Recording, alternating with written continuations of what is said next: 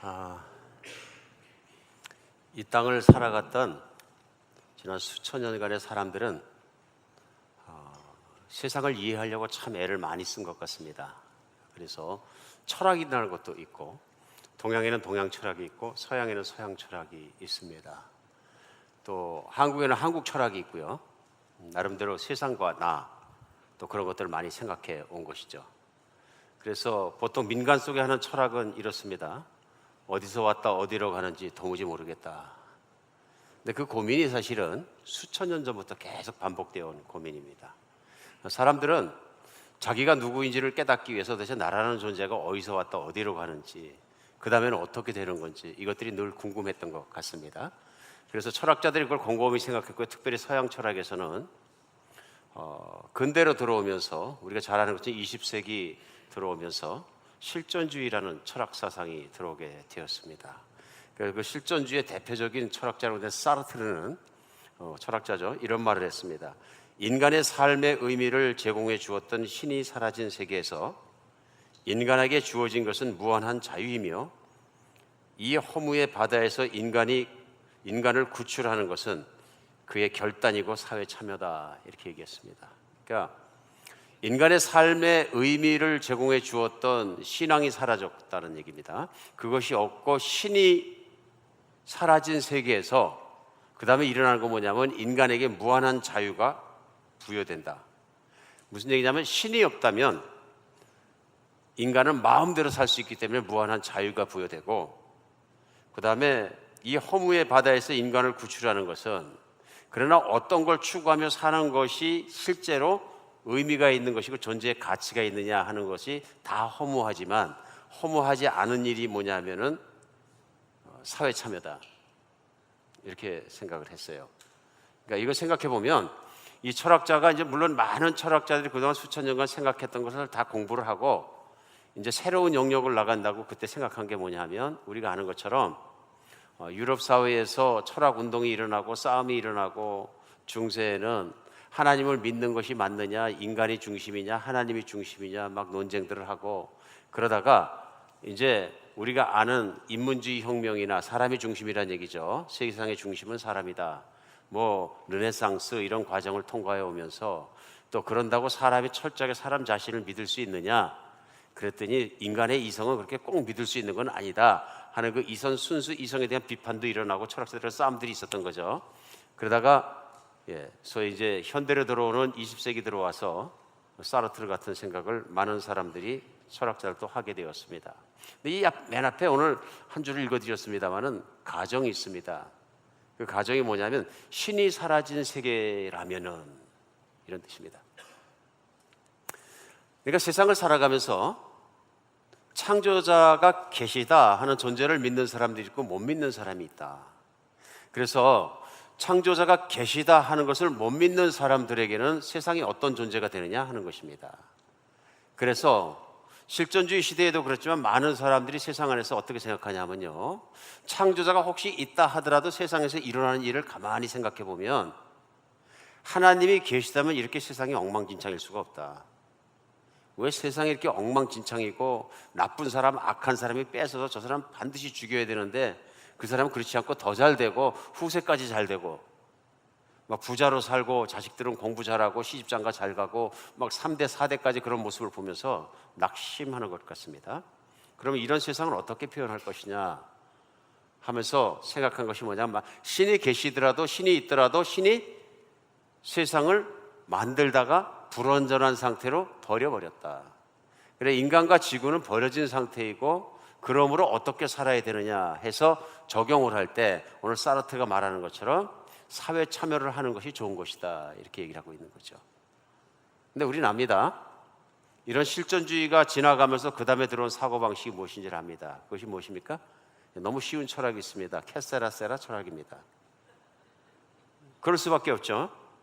세상에 인간이 당그렁 남겨져서 자기 마음대로 해야 된다면 이제부터 살아가는 길은 하나밖에 없다. 그 무한한 자유를 위해서 하고 싶은 대로 하다가 죽거라, 이런 뜻입니다. 이걸 철학이라는 거죠. 그래서 소위 오늘날 21세기는 포스트 모더니즘에서는 변하지 않는 절대적인 진리는 없다. 각자에게 인생을 맡겨져 있고 인간이 중심이기 때문에 자기가 진리라고 믿는 대로 서로 존중해주고 서로 추구하고 잘 살면 이게 덕이다, 이렇게 생각을 하는 것입니다. 근데 여기서 큰 가정이 하나 있습니다. 그것이 뭐냐면 신이 없다면입니다. 다른 말로 하면 천지를 창조하고 인간을 만드신 하나님이 존재하지 않으신다면 하는 것입니다. 근데 여기서 문제가요, 하나님이 계시다면 그 사람이 어떻게 되냐 하는 것입니다. 그렇죠? 성경은 하나님이 세상을 만드신 것과 하나님의 그 아들을 세상에 보내주셔서 인간의 그런 악한 죄를 대신해서 십자가에 못 박혀서 피 흘려 돌아가시고 그 다음에 그 죄를 깨끗하게 하는 길을 열어주셔서 하나님의 자녀가 다시 깨끗하게 존재로 되는 것을 열어주셨다 말씀하시는 것입니다. 그래서 우리 지난주에 말씀 나눌 때 인간에게 정말 중요한 것은 뭐냐면요, 자기 자신이 하나님 앞에 어떤 존재인 것을 깨닫게 되는 것이다. 그리고 믿게 되는 것이다. 얼마나 달라질지 모릅니다.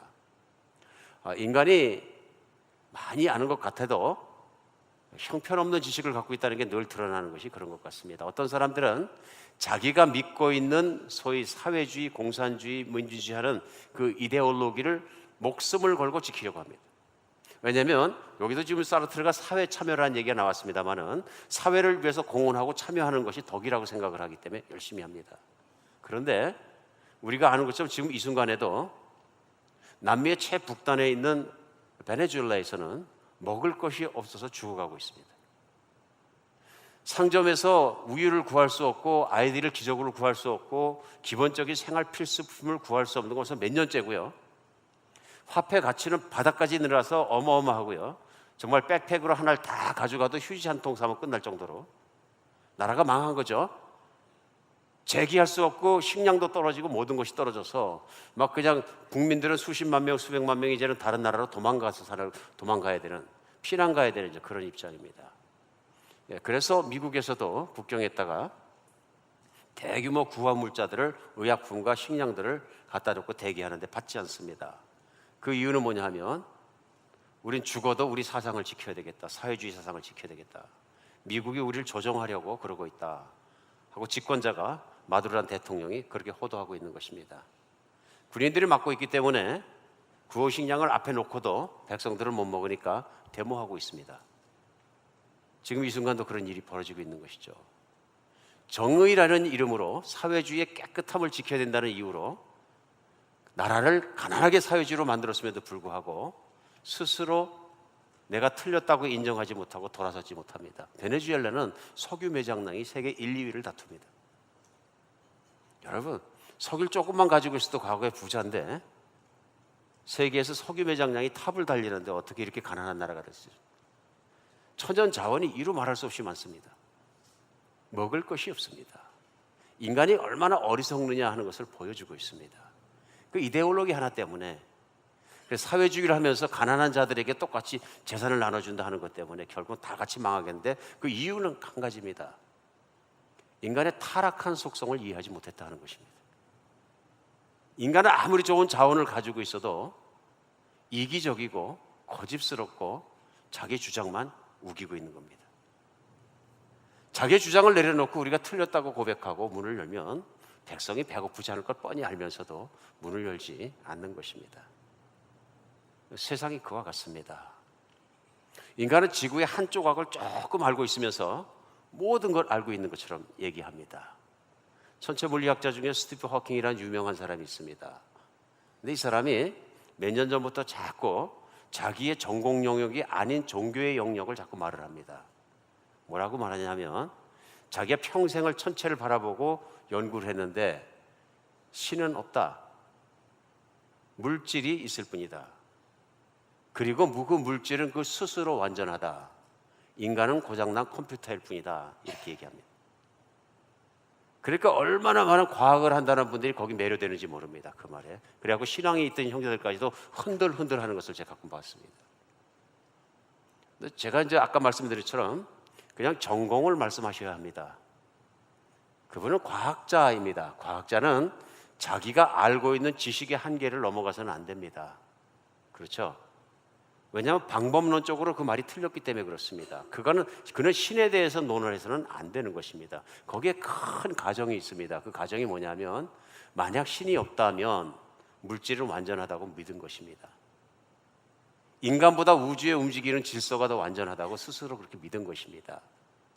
그런데 어떻게 물질이 또 지구가 사람이 존재하고 있는 데서 누구도 규명하지 못합니다. 할 수도 없습니다.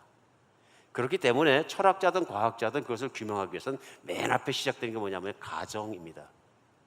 예를 들면 천체가 존재하기 시작했을 때 과학자들이 말하는 것처럼 번개가 수십억, 수조억 번 치다 보니까 어떻게 번개가 우연히 쳐서 부딪혀서 세포 한 개가 생겼는데 이렇게 시작합니다. 그 세포가 진화해서 고동식 동물이 되었다. 여러분, 이건 신앙을 믿는 것보다 더 힘든 과정입니다. 우연히 번개가 수도 없이 치다가 세포 한 개가 세웠는데 진화돼서 이렇게 생겼다. 이게 어디서 시작해? 가정에서 시작했습니다. 가정에서. 그러니까 이건 물리학자가 말할 것이 아닙니다. 물리학자는 자기가 아는 것, 과거에 발견했던 것, 자기의 박스 안에서, 근데 그 우주를 바라볼 때 그가 아는 것은요, 정말로 수조분의 1도 안 되는 아주 작은 지식인데 그걸 가지고 신을 논한다는 것은 선을 넘어섰다. 이건 인간의 교만이라고 저는 분명히 믿습니다. 오늘 왜 이런 말씀으로 하나님 말씀을 시작하느냐 하면요, 때때로 우리는 살아가면서 우리 앞에 결정을 해야 됩니다. 제일 중요한 건 뭐냐면요, 내가 어떻게 살 것인가 하는 결정을 해야 될 때가 있습니다. 그렇죠? 그러니까 내가 어떻게 살아야 될까, 어떤 인생을 살아야 될까 결정할 때 우린 방황하게 됩니다. 그런데 거기서 제일 중요한 건 뭐냐면요, 하나님은 살아계신가 하는 것에 따라 달라집니다. 세계에 있는 생각들이 쫙 갈라지는 것처럼. 근데 이제 오늘 말씀을 나눌 때는, 특별히 성경의 말씀을 나눌 때는 우리 믿는 형제 자매님들이 많이 들으십니다. 물론 믿지 않는 분들도 오늘 들으실 것을 믿습니다만은. 그러면 믿는 사람들이라는 건 뭐냐면 하나님이 살아계신 것과 이 땅에 망가진 사람들을 하나님이 오셔서 우리를 변화시키고 계시다는 걸 믿고 받아들이고 예수님을 내 주님으로 받아들인 사람들입니다. 이게 무슨 얘기냐면요, 예수님께서 이 땅에 오셔서 요한복음 8장 31절에서 말씀하시는 것처럼 예수님께서 믿는 유대인들에게 말씀하시되 너희가 내 말에 거하면 참 내 제자가 되고 진리를 알지니 그 진리가 너희를 자유케 하리라. 여기 아주 기가 막힌 말씀이 들어 있습니다. 이 말씀이 뭐냐면요, 내 말이 진리다 하시는 겁니다. 진리라는 건 완전해야 되고 진리라는 건 변화가 없어야 합니다. 인간이 목숨을 걸고 의지할 수 있는 것은 그 진리입니다.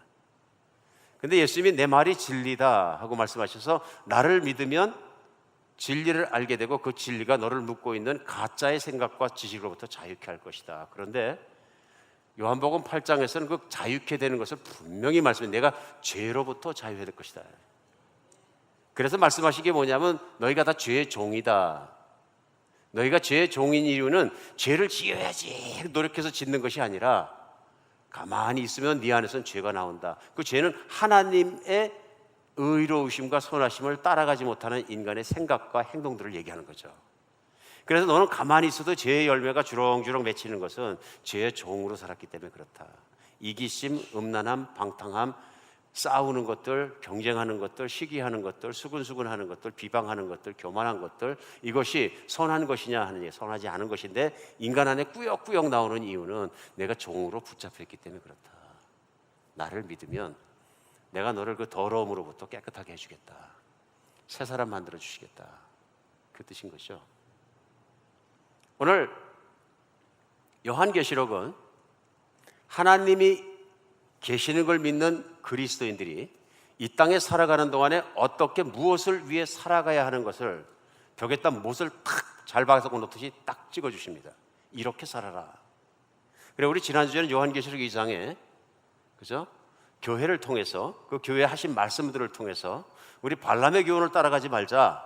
예수님께서 원하시는 건 이 땅 가운데 예수를 믿는 사람들이 부자로 살려고 정말 이 땅에서 완전히 모든 걸 누리다가 죽으라고 그래서 들어가신 건 꼭 아니다. 예수님은 꼭 예수님을 믿는 사람들이 건강하게 부자로 살게 하기 위해서는 꼭 십자가에 못 박혀 죽으시고 이런 어렵고 구질구질한 일을 다 감당하실 필요는 없습니다. 그렇게 살게 하면 되는 것입니다. 창조자이고 조물주이시기 때문에. 근데 왜 구태여 그렇게 고난을 당하시고 그러셨겠느냐, 그런 것이죠. 생각해 볼 필요가 있는 것입니다. 해야 되는 것입니다. 그러면서 그 말씀 주실 때 그 신앙 가지고서는 예수님의 말씀과 뜻을 따라 살지 못한다는 것이죠. 그게 발람의 교훈인 거죠. 그래, 교회 안에 신앙을 잘못 이해해가지고 신앙생활을 한다는 것은 결국 내가 잘 사는 것이고 잘 먹고 살다는 거, 우리 애가 기도하면 이루어서 좋은 학교 가는 것이고 다 그렇게 잘 살자고 신앙생활을 하는 거 아니냐, 그러면 여전히 종교를 알고 있는 거죠. 종교는 자기의 문제를 들고 신학에 나가서 열심히 하고 절하고 그래서 그 신에게 그걸 받아갖고 오는 것입니다. 중심이 뭐냐면 내 마음과 내가 갖고 싶은 것을 채우는 것입니다. 그런데 기독교는 그런 뜻이 아닙니다. 내가 죽어야 예수님이 내 안에 사신다, 그런 뜻입니다. 그 얘기는 뭐냐면 이제 내가 신앙을 가졌다는 건 예수님으로 말미암아서 이제는 악한 삶을 살지 않고 예수님의 뜻대로 살아감으로 새로운 삶을 살게 되었다, 그런 것입니다. 그런데 요한계시록을 보니까 새로운 삶을 시작했더니 잘 먹고 잘 사는 것이 아니라 핍박이 오더라, 그런 얘기입니다. 예수를 믿은 죄밖에는 없는데 잡아가고 죽고 직업이 없어지고 재산을 뺏기고 왕따 당하고 이런 핍박과 환난이 다가오더라. 이건 어떻게 해석해야 되냐, 그렇죠? 그래서 요한계시록은 핍박받고 있는 상태의 대표자인 사도 요한을 예수님께서 불러 올리셔서 하늘에서 일어나는 천상의 일들을 보여주신 겁니다. 듣게 하시고요. 그리고 교회에 전하게 하셔서 그 교회가 그것을 듣고 오늘을 살아가는 핍박 속에 있는 교회가 믿음을 갖고 지혜를 알고 바로 살아갈 수 있도록 말씀을 주신 것이다. 여러분과 제가 살고 있는 세상도 전혀 다르지 않습니다. 큰 그림에서 볼 때 하나님께는 우리의 천년이 하루 같고요, 그 말씀입니다. 그러므로 우리 하나님께서 오늘날 우리를 보시고 생각하시면서도 이 말씀을 주셨다 는 것입니다. 그래서 요한계시록은 그 다음에 지나가면서 사실은 2장에서 지난주에서 우리 11장으로 훅 넘어왔습니다마는 새벽기도 때 말씀을 계속 나눠서 그렇습니다. 그 중간이 궁금하시면 새벽기도를 나오셨어야 되는데 내가 잠자는 사이에도 말씀은 지나간 것입니다. 개요는 이렇습니다. 7개 교회에 대해서 예수님께서 하나하나 깨달을 수 있도록, 알아볼 수 있도록, 스스로를 볼 수 있도록 교회를 평가해 주시고 격려해 주시고 또 때로는 책망하시고요. 4장부터 시작해서는 불러올리서 뭘 보여주시냐면 예수님의 보좌를 보여주시고 보좌 앞에서 일어난 일들과 천상에서 일어난 일들을 볼 수 있게 하시고 열어주십니다. 제일 먼저 시작하는 것은요, 예수님이 다스리신다 하는 것입니다. 세상에 일어나서 로마 황제가 제일 센 것 같지만 그 위에 예수님께서 보좌에 앉아서 다스리고 계시다. 그러면서 인류의 미래에 일어날 일들, 또 앞으로 일어날 일에 대한 것들을 두루마리에 하나님이 가지고 계셨는데 7인으로 시인을 해서 아무도 뛸 수가 없다. 그런데 어린 양이 그것을 떼실 것이다, 천사가 얘기합니다. 근데 고난을 받았던 어린 양이 곧 예수님께서 인을 하나씩 7인을 띄는데요, 뛸 때마다 무슨 일이 일어나냐면요, 이 땅에 환란이 일어납니다. 이 땅에 환란이요. 그러니까 매번 환란이 일어나고 점점 심해지고 자연의 문제가 생기고 인간들의 문제가 생기고 전쟁이 나고 인간의 3분의 1이 죽고 이런 사건들이 계속 일어납니다. 맨 마지막에 무슨 일이 나냐면요, 예수 그리스도의 보좌 앞에서 승리의 찬양하는 마지막 승리의 모습이 나옵니다. 이게 무슨 뜻이냐면요, 이 땅과 하늘나라의 모든 것은 예수 그리스도의 손안에 있는 권세에 있다, 그 말입니다. 이 땅에 환란을 청하고 있는 교회를 향해서 말씀하시면서 내가 오늘 환란을 당하지만 그 환란을 이겨라. 그 맨 마지막에 내가 받아야 될 영광이 있다 하는 것을 말씀해 주시는 것입니다. 그 말씀을 전하는 과정에서 이제 첫 번째 7인이 나오고 7인 다음에 또 7 나팔이 나옵니다. 마찬가지로 다 재앙이죠. 그리고 언젠가 말씀드린 것처럼 7인, 7 나팔, 7 대접, 요한계시록은 이제 이게 계속 되는 건데요, 이것이 시간적으로 차례로 일어났다고 해석하시면 요한계시록을 이해할 때 굉장히 황당하게 됩니다. 그러니까 이렇게 보시면 됩니다. 7인 따로, 7 나팔 따로, 7 대접 따로 일어난 self standing, 하나하나의 환난과 고난과 마지막 날에 있을 일들을 반복해서 3번을 말씀하시고 보여주시고 이해하게 하심으로 말미암아서 완전한 숫자 3번을 통해서 마지막 날의 마지막 시대에 일어날 이 땅의 환난과 모든 것들에 대해서 강조하신 거죠. 이 땅이 평화로운 땅이 아니다 하는 것입니다. 이 땅은 전쟁 중이다 하는 것입니다. 무슨 전쟁이냐? 하나님의 천사들과 하나님의 능력과 그 다음에 이 땅에서 마귀들이 막 붙고 싸우고 하는 전쟁 덩어리다, 그런 얘기입니다. 그러므로 이 땅은 마지막 예수님이 재림하시는 그날까지 이 땅의 평화를 생각해서는 안 된다 하는 말씀이죠. 항상 전쟁이 있을 것이고, 항상 아픔이 있을 것이고, 항상 환란이 있을 것이고, 어마어마한 환란이 밀어올 것이다. 오늘 그런 환경 속에서도 예수 그리스도께서 최종적으로 승리하신다. 그리고 그리스도의 교회가 승리한다는 것을 보여주고 있습니다. 오늘 본문은 물론 11장이기 때문에 10장에서 넘어오는데요, 10장에서 중요한 것이 여섯 나팔을 불고 나니까 하나님께서 사도 요한에게 천사를 통해서 작은 두루마리를 들고 있는 천사를 보게 합니다. 하늘과 땅을 밟고 서 있는데요, 근데 그 천사가 무슨 말을 하느냐 하면요, 사도 요한에게 두루마리를 갖다 먹어버려라 그럽니다. 두루마리는 물론 하나님 말씀이 쓰여진 것입니다. 그랬더니 사도 요한이 그 두루마리를 받아서 먹었더니 입에선 단데 배선 쓰더라 그럽니다. 옛날 구약 성경의 선지자 에스겔서를 읽다 보면 똑같은 내용이 나옵니다. 하나님이 그에게 두루마리를 주시는데 그걸 받아서 먹었더니 입에선 단데 배선 쓰더라. 근데 그 두루마리의 내용이 어디 요한계시록에 나온 대로 그 재앙의 내용들이 쓰여져 있는 것이죠. 심판의 내용들이 쓰여져 있고요, 미래에 대한 그 힘든 일들이 쓰여있기 때문에 먹으면 배가 쓸 수밖에 없다. 그런데 오늘 10장 마지막에서도 그렇게 말씀하시고요, 10장 마지막 절 11절에서 뭐라고 말씀하시죠? 그가 내게 말하기를 내가 많은 백성과 나라와 방언과 임금들에게 다시 예언하여야 되리라 말씀하십니다. 두루마리에 써 있는 내용을 내가 많은 사람들 앞에서 전해야 될 것이다. 그래서 사도 요한이 그 하나님의 말씀들을 증언해야 될 것에 대해서 오늘 말씀하십니다. 그리고 11장에 넘어왔는데요, 11장에서 또 사도 요한에게 뭘 말씀하시냐면은 또 지팡이 같은 갈대를 내게 주면서 일어나서 하나님의 성전과 제단과 그 안에서 경배하는 사람들을 제어보라. 이것도 에스겔서에 나옵니다. 오늘 하나님께서는 사도 요한을 불러주셔서 하늘에 보이는 성전을 청량하라 말씀하십니다. 이것이 중요한 이유는 뭐냐면요, 이 하늘에 있는 성전은 이 땅에 있는 교회의 모형입니다. 그렇죠? 그래서 어떻게 하나님의 나라와 하나님의 성전이 일어나고 있는 것을 내가 분명히 이걸 재어보고 알아라 하는 것입니다. 근데 그거를 재는데 2절에 보면 성전 바깥마당은 청량하지 말고 그냥 두라. 이것은 이방인에게 주었은즉 그들이 거룩한 성을 42달 동안 짓밟으리라. 물론 요한계시록에 나오는 숫자들은 상징입니다. 근데 이대로 해석하더라도 3년 반 동안 성전의 이방인의 뜰이라고 말하는 성전의 일부죠. 물론 거기를 이방인들이 밟으리라 그러시는데, 이 이방인은 뭐냐면 예수 믿지 않는 사람들이죠. 하나님을 믿지 않는 영적으로 무식한 자들이 하나님의 교회를 짓밟으리라, 그런 뜻입니다. 그래서 여기 나오는 42달 동안은 하나님께서 허락하셨는데 교회를 짓밟는 일이 있을 것이다. 이것은 기록하지 말라 그러시는 거예요. 근데 청량하지 말라 그러시는 것이죠. 숫자에 넣지 말라. 이게 무서운 일이죠. 그래, 마지막 시대에는 알곡과 가라지가 섞여서 사는 시대가 올 것인데, 가라지가 많아서 알곡인지 가라지인지 교회인지 세상인지 구분 못하는 교회가 있을 수 있다는 얘기입니다. 그런 뜻이죠.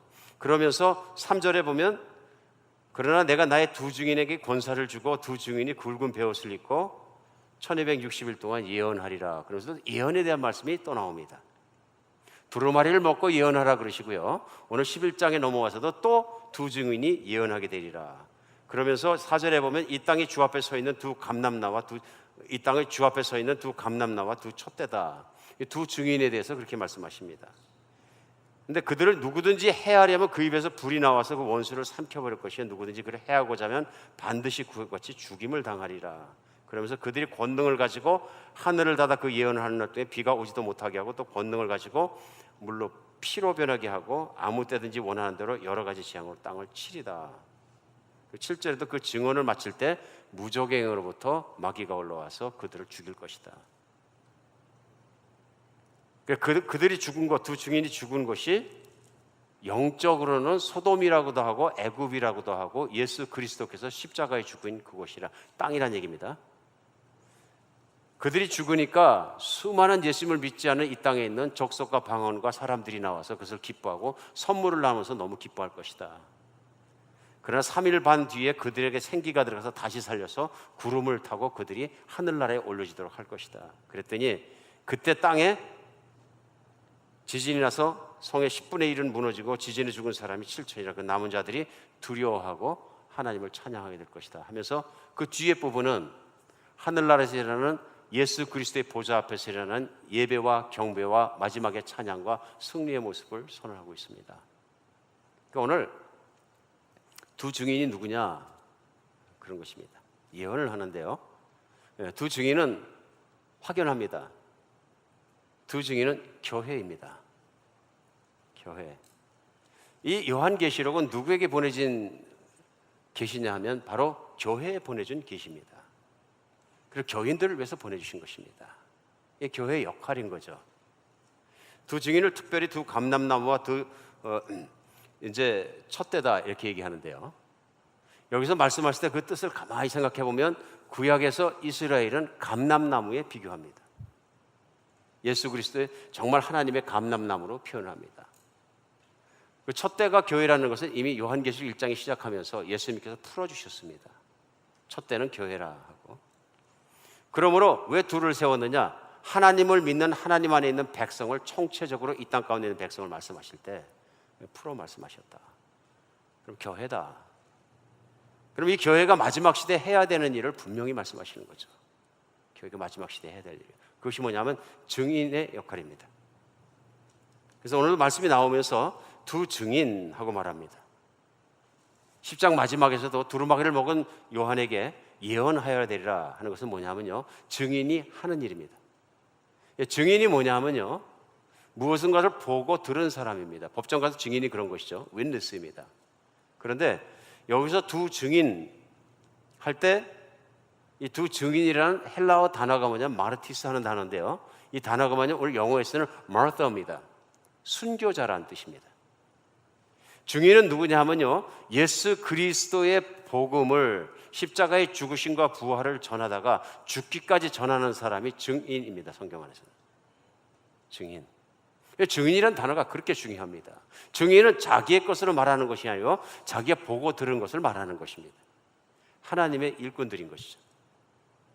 오늘 그래서 이 증인의 삶을 살아가는 것, 교회가 증인으로 살아가는 것이 너무 중요합니다. 오늘 말씀을 시작하면서 화두에 말씀드리는 이 시대를 어떻게 살아갈 것인가, 무엇을 위해 살아갈 것인가, 우리에겐 큰 갈림길에 있는 것입니다. 바르게 살아가야 되는 길을 오늘 분명히 말씀해서 표적처럼 박아주신 게 뭐냐면요, 교회와 그리스도인은 예수 그리스도의 증인으로 살아야 된다 그것입니다. 어떤 게 좋은 교회냐, 어떻게 신앙생활에 좋은 그리스도이냐 하는 것의 질문에 대한 답변이 이것입니다. 예수 그리스도의 증인으로 사느냐 살지 못하느냐. 내가 좋은 그리스도인인 것 같아도 나는 예수님을 증거하는 삶을 살고 있지 않다면 나는 좋은 그리스도인이 될 수 없다. 교회도 마찬가지입니다. 예수님의 복음을 전하고 예수님을 증거하지 못하는 교회는 건강하거나 좋은 교회가 아니다 하는 것입니다. 이게 교회가 할 일이거든요. 교회가 할 일인데 이거를 하는 것이 얼마나 중요합니까? 이렇게 영적으로 혼란한 시대를 살아가면서 오늘 시대에 진짜 중요한 지표가 이것입니다. 교회가 예수의 증인으로 살고 있느냐 하는 것입니다. 우리 사도행전 시작하면서 1장 8절에 보면 예수님께서 제자들이 물어봅니다. 예수님, 세상 끝날이 성령이 오실 때 이때 맞죠? 그럽니다.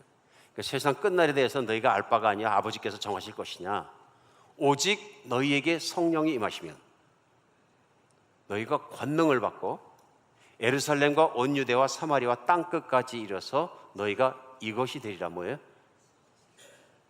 증인인데요, 그 앞에 한자가 더 붙습니다. 내 증인이 되리라. 내 증인. 이때 똑같은 단어를 씁니다. 순교자라는 뜻입니다. 나의 복음을 전하다가 죽기까지 너희가 전하는 자가 될 것이다, 이런 뜻입니다. 사도행전은 실제로 성령이 임하시고 1세기 교인들이 살아간 모습이 뭐냐 하면은 다 순교해서 죽을 때까지 예수 그리스도의 십자가의 죽으심과 부활의 도를 전하며 살더라 하는 것입니다. 근데 그게 누구의 힘이냐면 성령의 능력으로 그렇게 살더라 하는 것입니다. 성령이 임하시면 성령 받은 사람의 첫 번째 특징이고 최고의 특징은 뭐냐면 예수님을 전하지 않고는 못 견디는 사람이 된다.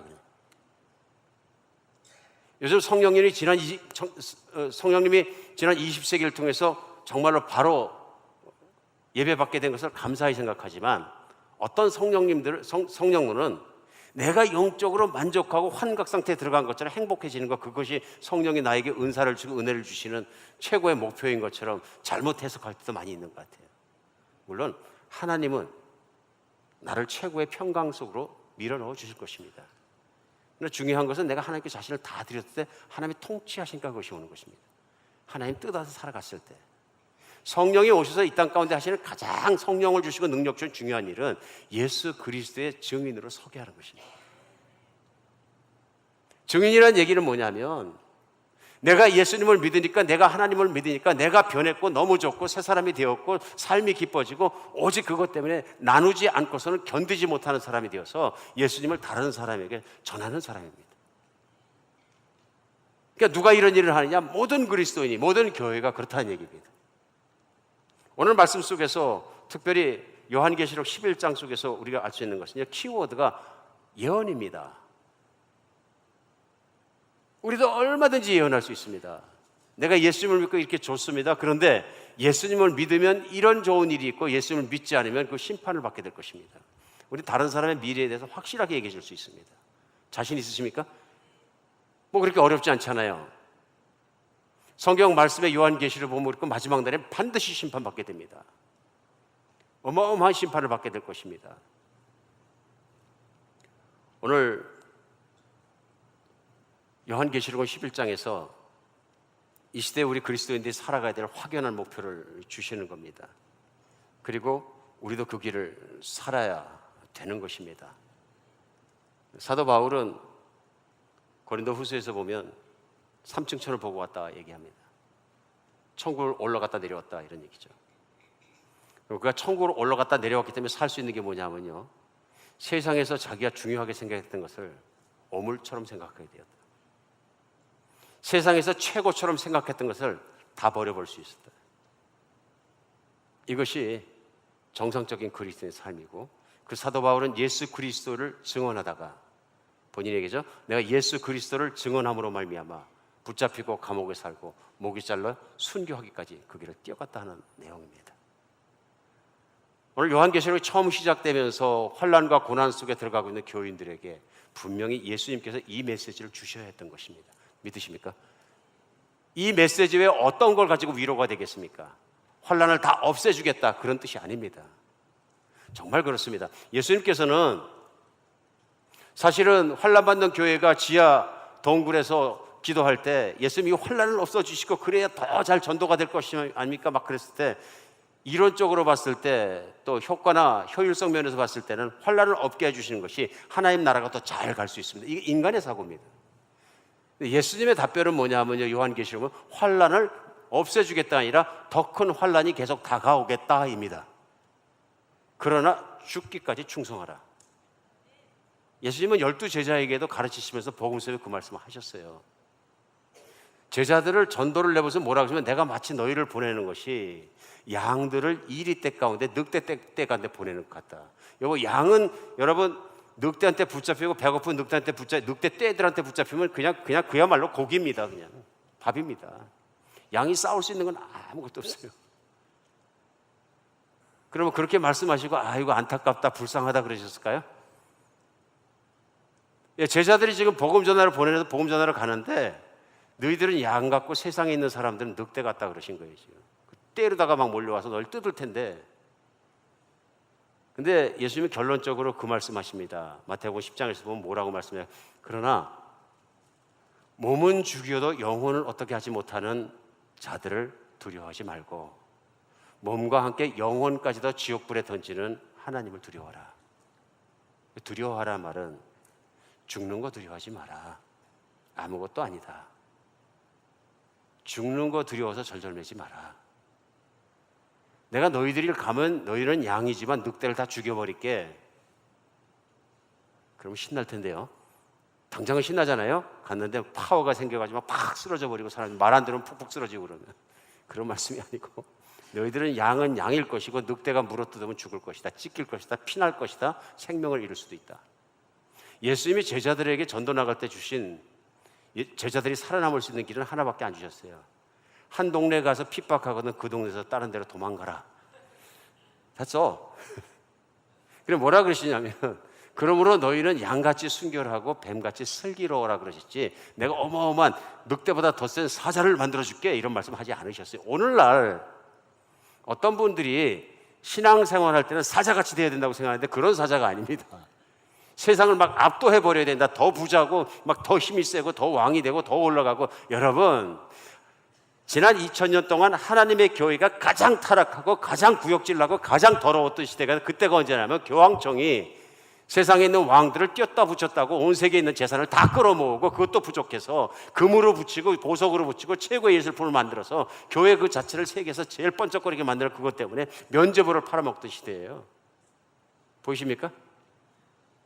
하나님은 원하시는 건 그게 아닙니다. 그래서 세상을 꼼짝 못하게 해서 예수 안 믿으면 전부 죽여. 그게 십자군이고요.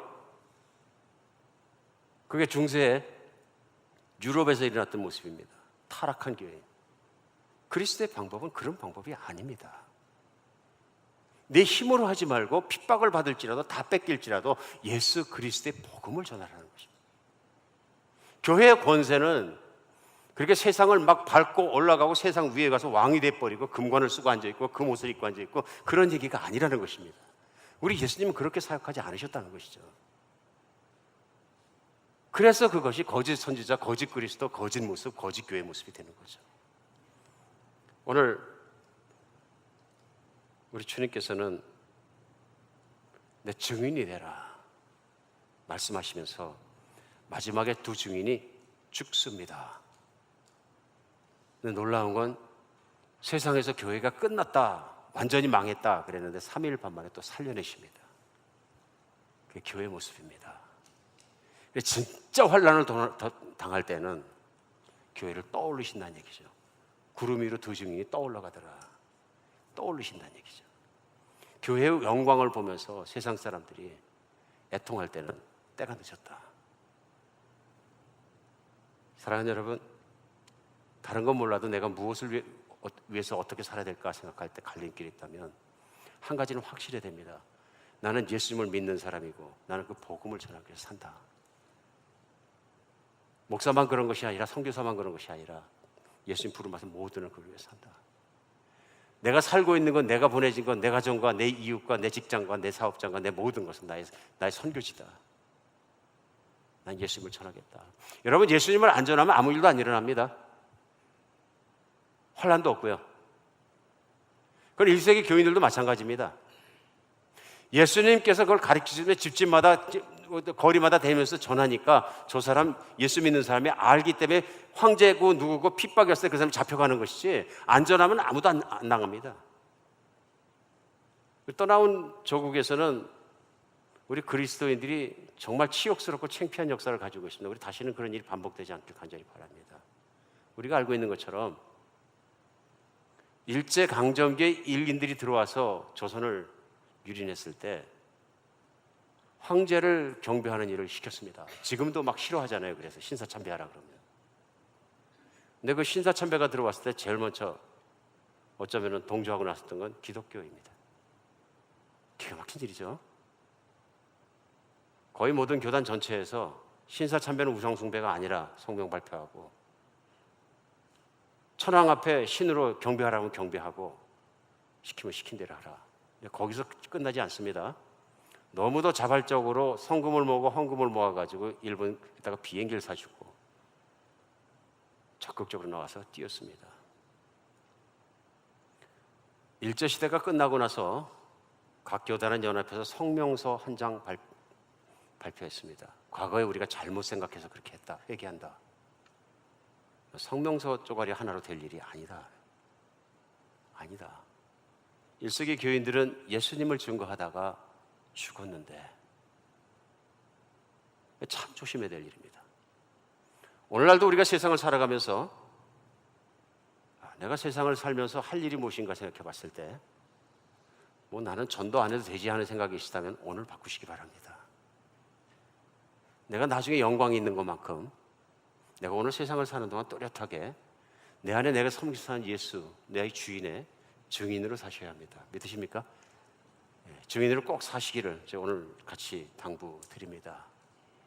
내 주변에도 그렇지만 우리 주변은 우리 주님은 우리가 길 끝까지 또 세상 끝까지 가기를 원하셨습니다. 어떤 분들은 말씀하세요.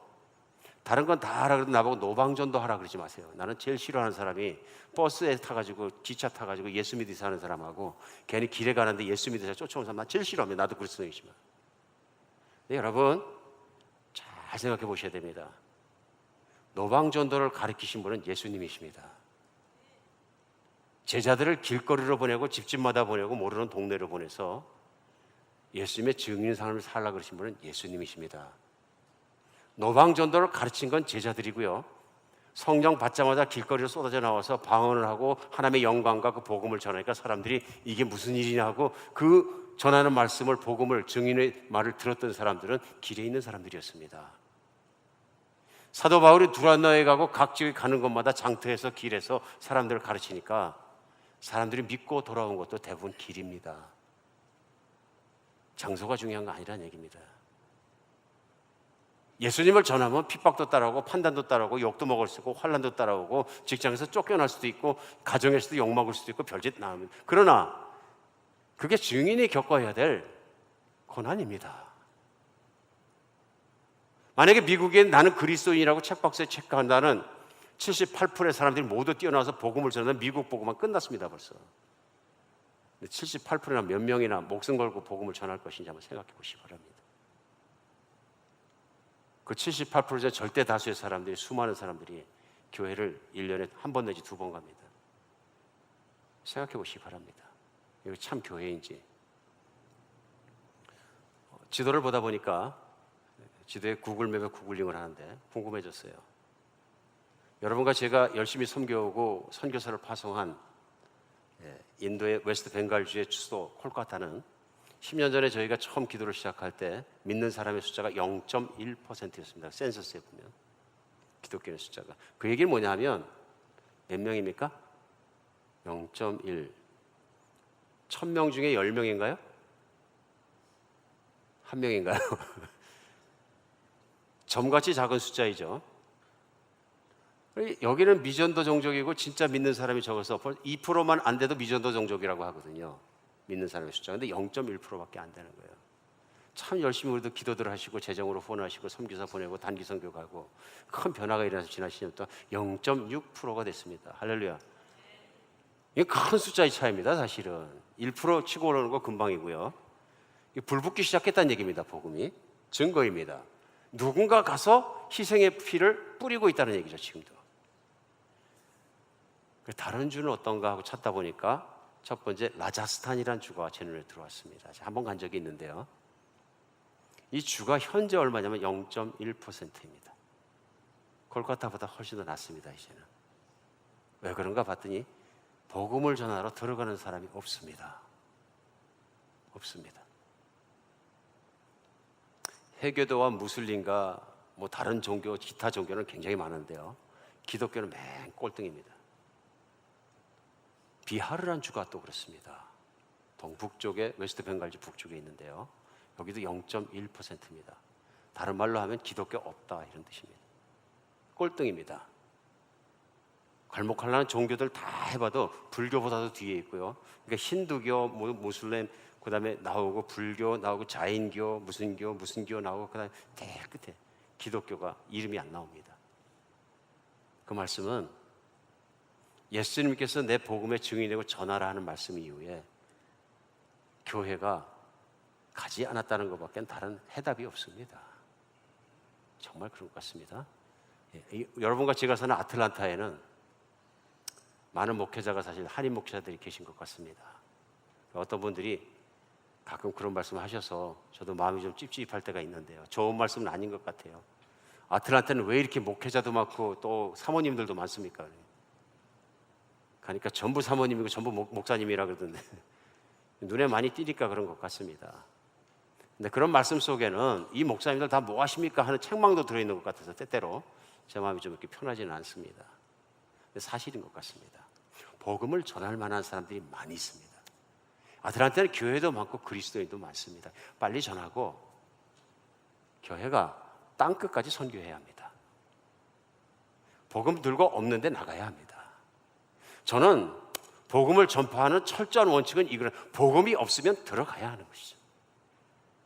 사도 바울은 뿌려지지 않았으면 씨를 뿌려야 되는 것이고 복음을 선포해야 되는 것이죠. 우리가 정말로 그런 마음을 가지고 살아가는 여러분과 제가 되었으면 좋겠습니다. 그것이 바로 이 시대의 그리스도인이 살아야 될 길입니다. 그것을 못한다면 나는 좋은 그리스도인입니다. 그건 착각인 것이죠. 증인으로 사십시다. 오늘 이 말씀 준비하고 전하면서 제 마음 안에 개인적인 좀 힘든 것이 있습니다. 그것이 뭐냐면 걱정이죠. 목회자로서. 이 말씀을 듣고 몇 분이나 나는 그냥 예수님 증인으로 예수님 전하기 위해서 살다가 죽을 거야. 죽기까지 갈 거야. 결단하고 받아들이시고 또 그 길을 살아가실까? 아니면 오늘도 그냥 빨리 설교가 지나가는 것이고 수많은 설교 중에 하나니까 그냥 쑥 지나가 버려야지 생각하고 계시진 않는가? 걱정이 되었습니다. 하나님께서 역사하시면 우리 마음을 바꿔주실 줄 믿습니다. 성경 말씀이 너무 또렷하기 때문에 그 또렷하신 성경의 말씀, 하나님의 말씀 속에서 우리가 갈 곳이 없습니다.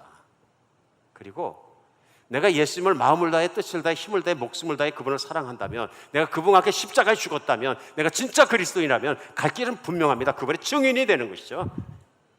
내가 믿으니까 너무 좋습니다. 난 새 사람 되었고 너무 좋아서 전하지 않을 수 없습니다. 내가 돌이 날라와도 진짜 죽게 되더라도 이거 전하다 죽고 싶습니다. 이것이 성령 충만해. 이것이 능력이란 얘기죠. 권능이란 얘기입니다. 사랑하는 여러분, 오늘 성령과 진리와 내가 살아야 또렷해지는 능력으로 충만해지는 그런 주일이 되시기를 예수님의 이름으로 축복합니다.